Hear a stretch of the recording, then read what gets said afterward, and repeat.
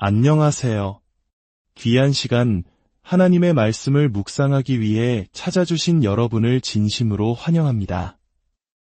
오늘 우리가 함께 나눌 이야기가 여러분의 마음에 깊은 울림과 평안을 가져다 주기를 소망합니다.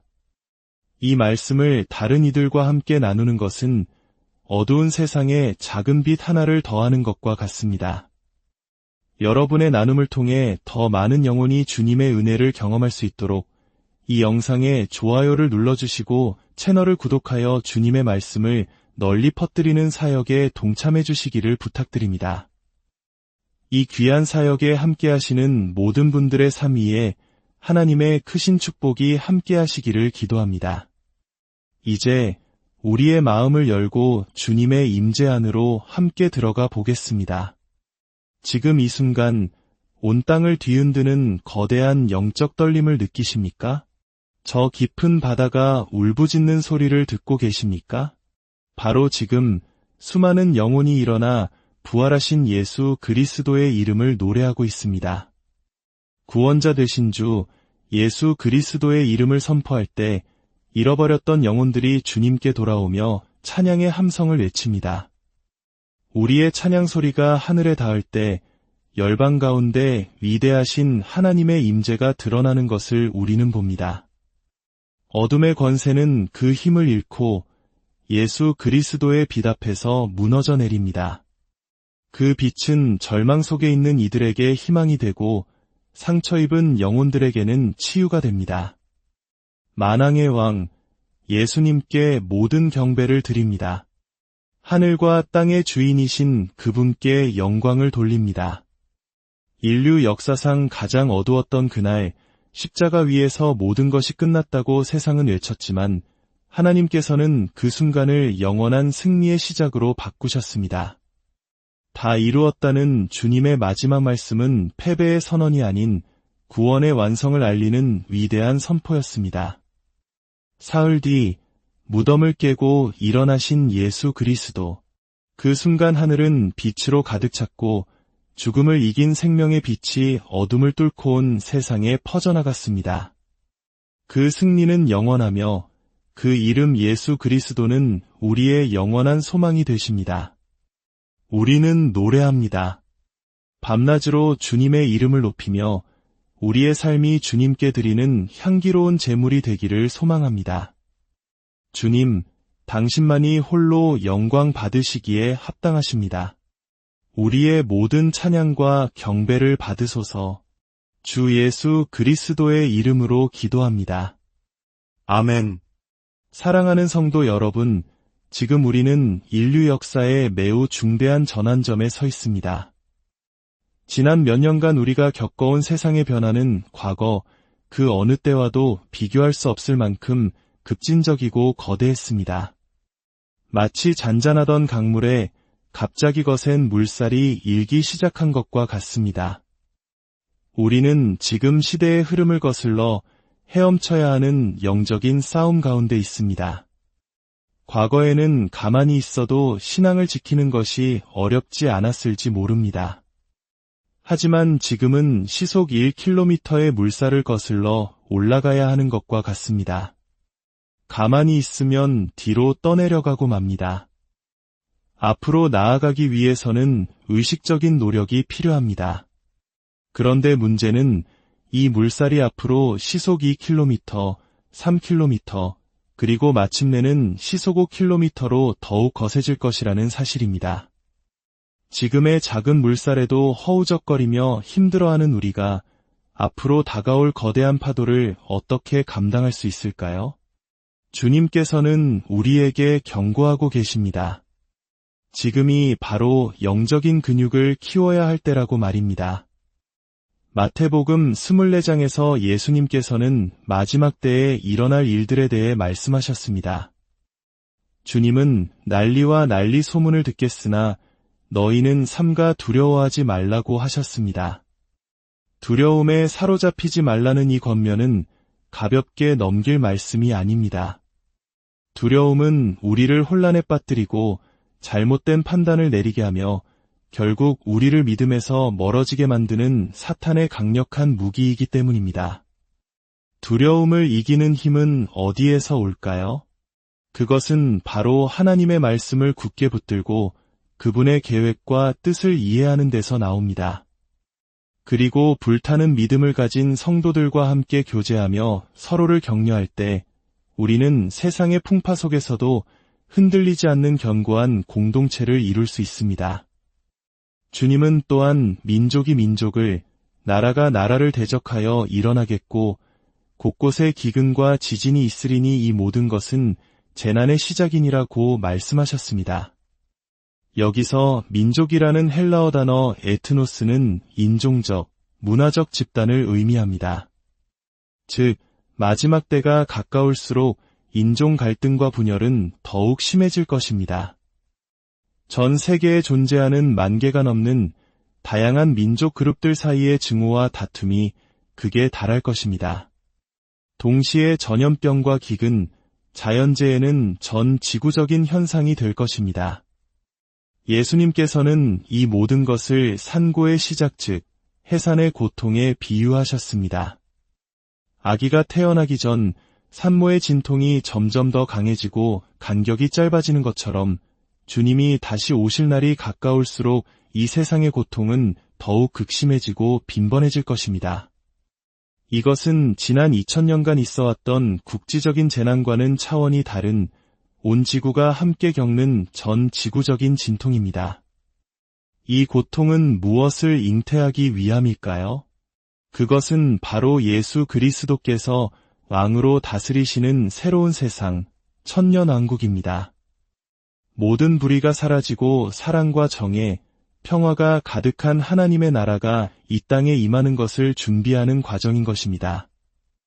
하지만 그 과정에는 아픔이 따릅니다. 주님은 말씀하십니다. 그때에 사람들이 너희를 환난에 넘겨주겠으며 너희를 죽이리니 너희가 내 이름 때문에 모든 민족에게 미움을 받으리라. 이 구절을 우리는 너무 쉽게 지나쳐버립니다.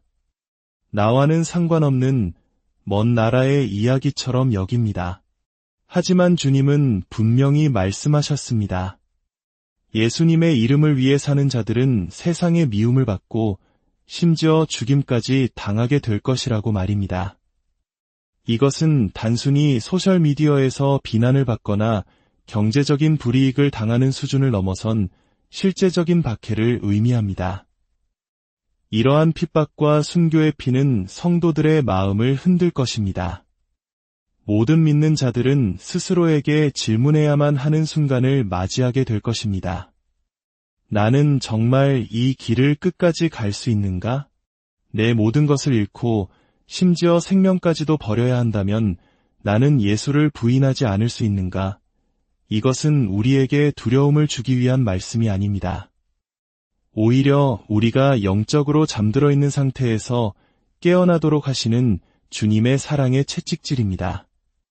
우리의 신앙이 그저 삶의 액세서리인지 아니면 삶의 전부인지를 결정해야 할 때가 오고 있다는 것입니다. 시편 2편은 오늘날 우리가 처한 상황을 3000년 전에 정확하게 예언하고 있습니다. 어찌하여 이방 나라들이 분노하며 민족들이 헛된 일을 꾸미는가? 세상의 군왕들이 나서며 관원들이 서로 꾀하여 여호와와 그의 기름 부음 받은 자를 대적하며 우리가 그들의 맹것을 끊고 그의 결박을 벗어버리자 하는도다. 세상의 지도자들과 문화를 이끄는 자들이 하나가 되어 하나님의 말씀을 우리를 억압하는 낡은 굴레로 여기고 그것을 부수어 버리려고 한다는 것입니다. 생명의 존엄성, 결혼의 신성함, 거룩한 성윤리와 같은 성경적 가치들을 구시대적인 속박으로 치부하며 사회에서 완전히 제거하려 할 것입니다. 이러한 움직임은 법과 제도를 통해 교육과 미디어를 통해 점점 더 거세게 우리의 삶을 옥죄어 올 것입니다.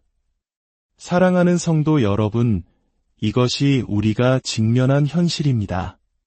하지만 우리는 절망하지 않습니다. 왜냐하면 주님께서는 이 모든 것을 이미 말씀하셨고 우리에게 이길 힘과 지혜를 약속하셨기 때문입니다. 요한계시록 3장에서 주님은 라오디게아 교회를 향해 내가 차지도 아니하고 뜨겁지도 아니하도다 라고 책망하십니다. 그들은 영적으로 비참하고 가련하고 가난하고 눈멀고 벌거벗은 상태였습니다. 오늘날 수많은 교회가 그리고 바로 우리 자신이 이 라오디게아 교회의 모습은 아닌지 돌아보아야 합니다. 하나님을 향한 뜨거움도 세상에 대한 차가움도 없이 미지근한 신앙에 안주하며 영적인 잠에 빠져 있지는 않습니까? 하지만 주님은 그런 우리를 포기하지 않으십니다. 책망하시는 동시에 가장 위대한 약속을 주십니다. 내가 너를 권하노니 내게서 불로 연단한 금을 사서 부요하게 하고 나와 더불어 먹으리라. 주님은 우리에게 불로 연단된 순금과 같은 믿음을 주시길 원하십니다. 그리고 우리와 함께 식탁에 앉아 깊은 교제를 나누기를 원하십니다. 이것이 바로 마지막 시대를 살아가는 우리에게 주시는 하나님의 해답입니다. 그 불로 연단한 금의 실체는 무엇일까요? 그것은 바로 요한복음 13장에서 17장에 기록된 주님의 마지막 가르침에 담겨 있습니다. 이 5장의 말씀은 교회가 이 험난한 시대를 이겨낼 수 있는 비밀의 보화와도 같습니다. 주님은 제자들과 마지막 만찬을 나누시며 성부, 성자, 성령 삼위일체 하나님 안에서의 사랑과 연합이 어떠한 것인지를 보여주셨습니다. 그리고 놀랍게도 우리 또한 그 신비로운 연합 안으로 초대받았다고 선포하셨습니다. 우리가 하나님과 친밀한 가족 관계를 누릴 뿐만 아니라 성도들 서로가 그 사랑 안에서 하나가 될 것이라고 약속하셨습니다. 세상이 증오와 분열로 치달을 때 교회는 하나님의 초자연적인 사랑으로 연합된 가족 공동체의 모습을 드러내며 세상의 빛이 될 것입니다. 이것이 바로 교회의 마지막 영광이며 우리가 붙들어야 할 소망입니다. 많은 분들이 이렇게 생각할지 모릅니다. 그건 특별한 사람들에게나 가능한 이야기지 나처럼 연약하고 부족한 사람이 어떻게 그런 수준에 이를 수 있겠어? 그것은 거짓말입니다. 주님은 바로 우리와 같은 사람들을 위해 그 말씀을 주셨습니다. 그 위대한 약속을 들었던 제자들은 불과 몇 시간 뒤에 모두 예수님을 부인하고 도망쳤습니다. 주님은 그들의 연약함을 아셨지만 그럼에도 불구하고 그들에게 위대한 약속을 주셨습니다. 왜냐하면 이 일은 우리의 능력으로 이루는 것이 아니라 우리 안에 계신 성령님의 능력으로 이루어지는 것이기 때문입니다. 예수님은 우리의 연약함보다 더 위대한 지도자이십니다. 예수님은 우리의 무지함보다 더 위대한 스승이십니다. 그분은 우리를 어떻게 이끌어야 할지 정확히 알고 계십니다. 그러므로 사랑하는 성도 여러분, 더 이상 자신의 연약함 뒤에 숨지 마십시오. 나는 안 되라는 사탄의 속삭임에 귀를 닫으십시오. 대신 매일의 삶 속에서 작은 순종을 시작하십시오. 부정적인 감정이 밀려올 때 주님, 도와주세요 라고 짧게 부르짖는 것. 그것이 영적인 팔굽혀펴기입니다. 말씀을 한 구절이라도 더 읽으려 애쓰는 것, 미워하는 사람을 위해 한 번 더 기도하는 것, 나의 시간을 쪼개어 지체들을 섬기는 것. 이 작은 순종들이 쌓이고 쌓일 때 우리의 영혼에는 어떤 폭풍 후에도 견딜 수 있는 견고한 요새가 세워질 것입니다. 오늘 말씀을 마무리하며 우리 모두 함께 주님 앞에 나아가 기도하기를 원합니다. 여러분의 삶의 자리가 어디이든 잠시 일어서서 주님께 우리의 마음을 드립시다. 사랑과 은혜가 풍성하신 하나님 아버지, 이 시간 주님의 부르심 앞에 저희가 함께 섰습니다. 저희는 연약하고 부족하지만 주님의 위대한 계획의 일부가 되기를 간절히 소망합니다. 세상의 거센 물살과 어두운 가치관 속에서 길을 잃지 않도록 저희를 붙들어 주시옵소서. 저희 안에 있는 미지근함을 불쌍히 여기시고 주님을 향한 뜨거운 열정의 불을 다시 지펴 주시옵소서. 두려움과 의심의 영을 묶어주시고 오직 주님의 말씀을 믿는 견고한 믿음 위에 서게 하옵소서. 나는 자격이 없다고 속삭이는 거짓의 소리로부터 저희를 지켜주시고 우리 각자가 하나님의 사랑받는 자녀이며 주님의 위대한 이야기 속 소중한 주인공임을 깨닫게 하여 주시옵소서. 비어있는 내 자리, 내가 마땅히 있어야 할 그 가족의 식탁으로 나아갈 용기를 허락하여 주시옵소서. 특별히 앞으로 시작될 40일간의 기도와 금식의 여정 가운데 함께하여 주시기를 기도합니다. 주님, 이 기간 동안 저희의 영안을 열어 주님의 마음을 보게 하시고 이스라엘과 열방을 향한 아버지의 뜻을 깨닫게 하옵소서.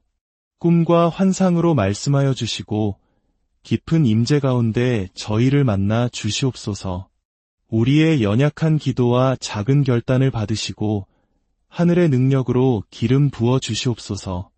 우리의 작은 예라는 고백 위에 주님의 강한 능력이 임하기를 선포합니다.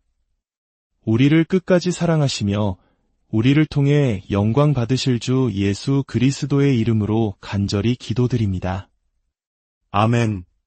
주님의 평강이 여러분과 함께 하시기를, 하나님의 크신 은혜가 여러분의 남은 한 주간의 삶에 가득하기를 축복합니다.